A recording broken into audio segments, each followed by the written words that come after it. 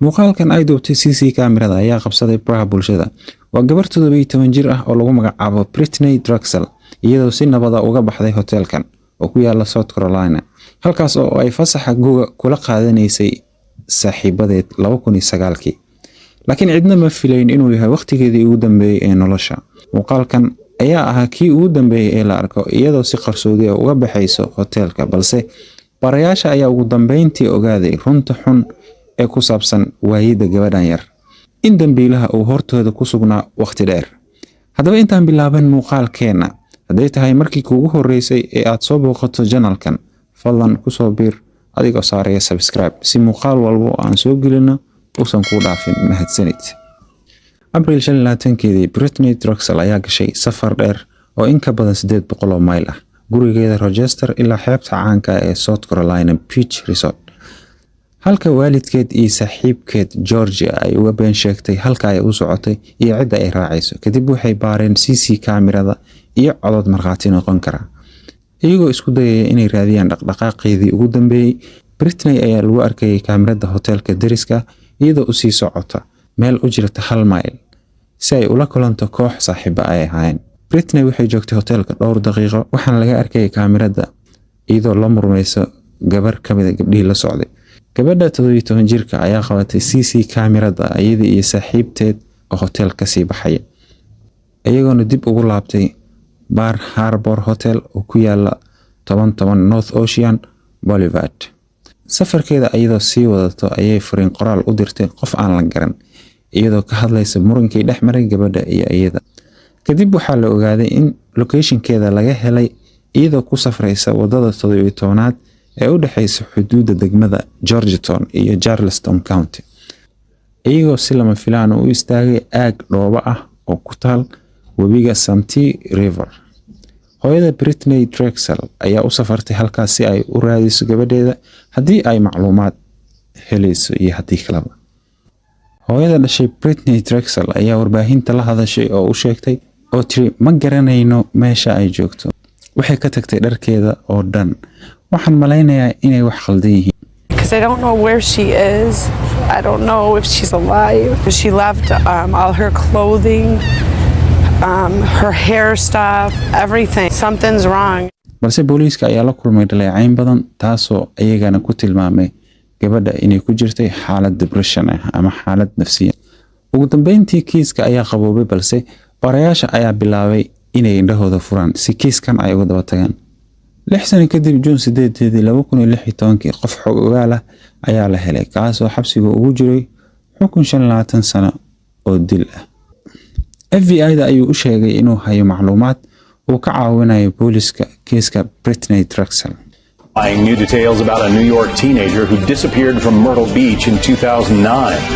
Federal officials now say an inmate told them he witnessed Brittany Drexel's sexual abuse inside a gang stash house.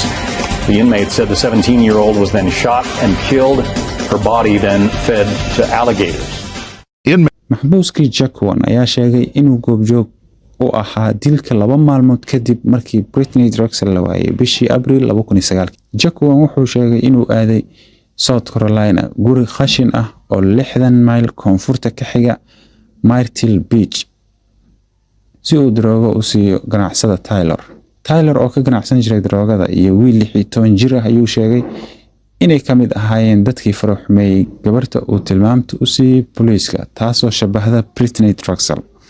Jackwan ayaa u sheegay booliiska inay isku dayday inay cararto dhowr maalmood kadib ay toogteen, iyadoo ay ku tuureen meydkeeda meel aan ka fogeyn halkii ugu dambeysay ee locationkeeda laga helay. kadib booliiska ayaa dareenkooda u soo jeediyay Tyler ayaa horaantii 2011 lagu waayay kiis lagu soo oogay oo uu dhac u geystay McDonald ayaa si guul ah ugu gabagaboobay 18 bilood oo baaritaan ah, waxna lagu waayay.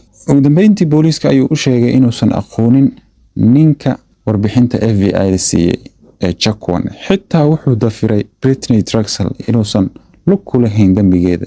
waraysigii laga qaaday ayaa ahaa sidan: ma dishay Brittany Drexel?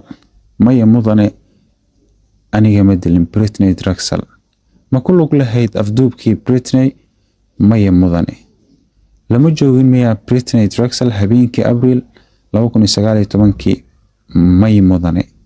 waxaa jira markhaatiyaal aanan ahayn Jaquan oo banaanka jooga kuwaas oo cadeyn kara inay ku arkeen. sidaas darteed maxay kula tahay taas? maya ma jiri karto markhaati ugu cadeyn kara sababtoo ah ma arkin aniga iyada halkaasna ma tegin. bishii March 2018 booliiska ayaa cadeyn u waayay eedeyntii Jaquan ee Taylor kaasoo sheegay inuu been sheegayo balse cadeyn waa lagu waayay Taylor. bilo kadib waxay kusoo gabagabeeyeen xisaabta Jaquan waxaan dhaafsiisnayn qarasho been abuur ah. booliiska ayaa dib u fiiriyay nin lagu magacaabo Raymond Moody oo kufsi u geystay haweeney kaasoo xabsiga laga sii daayay 2004 kadib markuu dhameystay 21 sano oo xabsi ah.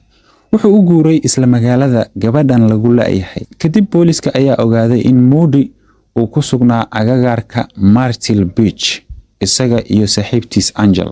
booliiska ayaa la fariistay Angel taasoo iyadana sheegtay inay uga shakisan tahay saaxiibkeed maqnaanshaha Britney Drexel maadaama uu horey u geystay kufsiyo badan taasoo ku riixayso inuu mar kale sameeyo kufsi taasoo macnaheedu ay tahay wax la rumaysan karo inuu sameynayo mar kale.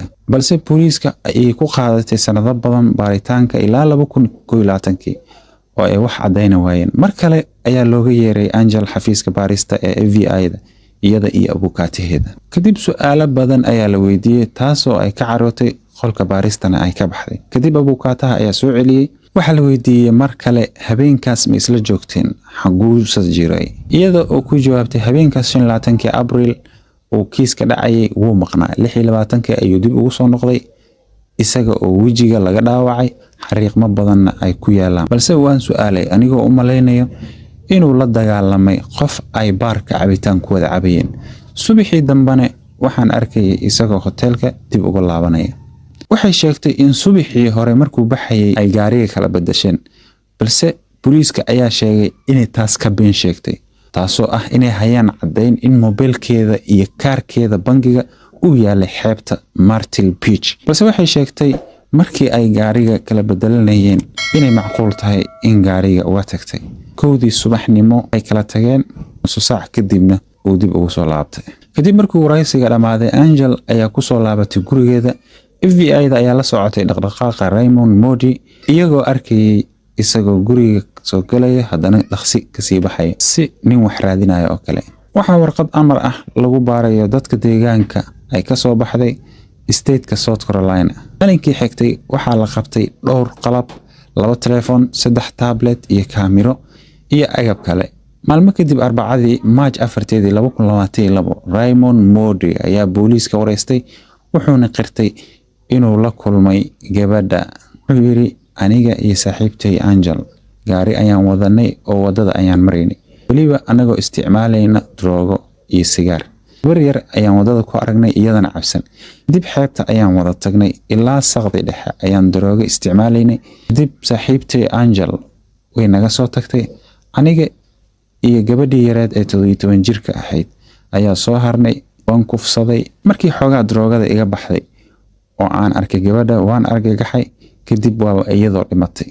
waan qaaday meedkeeda meel ayaan ku duugay kadib boorsadii iyo mobilkiina meel qashin ayaan ku tuuray. booliiska ayaa baarayay meeshii uu tilmaamay si looga soo bixiyo meydka kastoo laga joogo 10 sano markii uu duugay. maalinkii xigtay maalinkii dambe waxaa isku yimid booliiska iyo qareenkiisa si dhammaan warbixinadii iyo cadeymihii hal fayl la iskugu geeyo. sidoo kale Angel ayay booliiska wareysteen mar kale iyadana oo si saxan u qiratay wixii dhacay oo horey ay uga been sheegtay.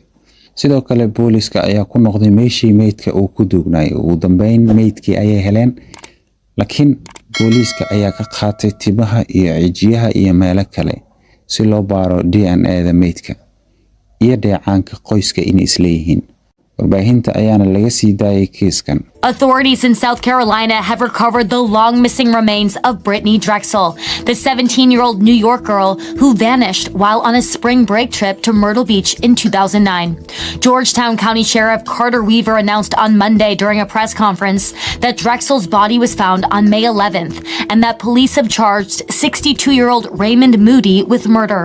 2 maalin kadib war muruga leh ayaa reerka u yimid taasoo ah inay tahay meydka gabadhooda Britney Drexel. shir jiraayid ay qabteen booliiska ayay ku xaqiijiyeen in hadhaadigii la helay oo la baaray lagu ogaaday inay tahay Brittany Drexel. We're promised that every resource would be used to find the answer of what happened to Brittany, where did it happen, how did it happen.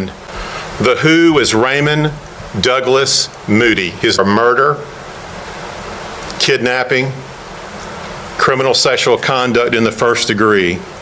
All of these charges occurring within the jurisdictional limits of Georgetown County, all of which occurred on April the 25th of 2009, and all of which detail Brittany Drexel as the victim. October 19, Raymond Moody ayaa maxkamadda u qirtay dambiyada iyo dhammaan eedeymaha ayaana lagu xukumay xabsi daa'im aanan lahayn siidaan sharafeed.